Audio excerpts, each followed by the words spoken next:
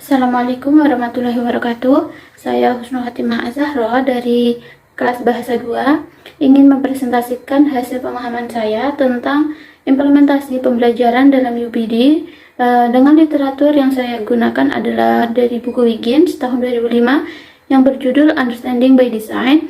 Dalam implementasi pembelajaran dalam UPD memiliki 3 komponen, yaitu sumber belajar, kegiatan pembelajaran, dan paradigma pembelajaran. Saya ingin membahas kembali mengenai sumber ajar, yaitu salah satu komponen dalam mengimplementasikan UPD dalam pembelajaran. Sebelumnya telah dijelaskan oleh kelompok lain, yaitu kelompok 1, di mana saya juga memiliki pemahaman yang sama dengan kelompok tersebut. Bagaimana seharusnya buku teks digunakan dalam implementasi pembelajaran dengan UPD. Pada kasus 1, yaitu ilustrasi 1, buku teks, buku pegangan berfungsi sebagai salah satu sumber daya rujukan untuk dikaji sebagai landasan desain pembelajaran dengan tujuan yang spesifik dan hasil pembelajaran. Dan ilustrasi kedua, buku teks, buku pegangan adalah silabus atau penuntun seluruh kegiatan pembelajaran, tidak ada tujuan eksplisit di luar buku teks yang digunakan. Dan pertanyaan pertama yaitu ilustrasi mana yang sering Anda lakukan, yang sering saya lakukan dan mengapa memilih ilustrasi tersebut. Dan pertanyaan kedua, ilustrasi mana yang menurut saya cocok untuk peserta didik kekinian. Jawaban pertanyaan 1, ilustrasi mana yang sering digunakan, yaitu ilustrasi 1. Buku teks, buku pegangan berfungsi sebagai salah satu sumber daya rujukan untuk dikaji sebagai landasan desain pembelajaran dengan tujuan yang spesifik dan hasil pembelajaran. Buku teks berfungsi sebagai salah satu sumber daya guru dalam pengembangan kurikulum pembelajaran. Guru dapat menggunakan berbagai buku teks dan sumber belajar lainnya, misalnya dari video, infografis, ataupun koran. Untuk mencapai tujuan pembelajaran, buku teks harusnya tidak dijadikan sebagai penuntun satu-satunya dalam mengajar. Jadi guru bisa menggunakan sumber ajar lain selain buku teks.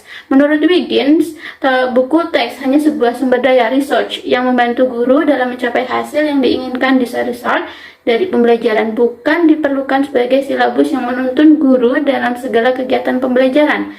Guru dapat mengembangkan materi, media, dan asesmennya sendiri yang diperlukan untuk mencapai tujuan pembelajaran yang telah ditetapkan dan tidak bergantung pada buku teks. Untuk pertanyaan kedua, yaitu ilustrasi yang cocok untuk peserta didik kekinian yaitu ilustrasi 1, karena ilustrasi 1 memungkinkan guru untuk mengembangkan pembelajaran menggunakan berbagai sumber. Didukung dengan kemajuan teknologi dalam pembelajaran abad ke-21 ini, guru dapat memanfaatkan berbagai media pembelajaran, bisa menggunakan audio, video, teks, menggunakan media untuk penggunaan teknologi pada abad 21. Guru dalam mengembangkan pembelajaran tidak hanya bergantung pada satu sumber, yaitu buku teks. Guru dapat menggunakan berbagai sumber belajar yang tersedia, baik cetak maupun digital, dengan menggunakan berbagai sumber belajar dan media yang lebih menarik dan interaktif untuk mencapai tujuan pembelajaran. Peserta didik dapat lebih menikmati pembelajarannya. Oleh karena itu, buku teks sebaiknya bukan disajikan menuntun satu-satunya dalam pengembangan pembelajaran. Guru dapat menggunakan berbagai sumber belajar, media, asesmen yang dibutuhkan untuk mencapai tujuan pembelajaran. Tujuan pembelajaran yang harusnya menuntun guru, bukan buku teks. Berikut penjelasan dari saya. Sekian. Terima kasih. Assalamualaikum warahmatullahi wabarakatuh.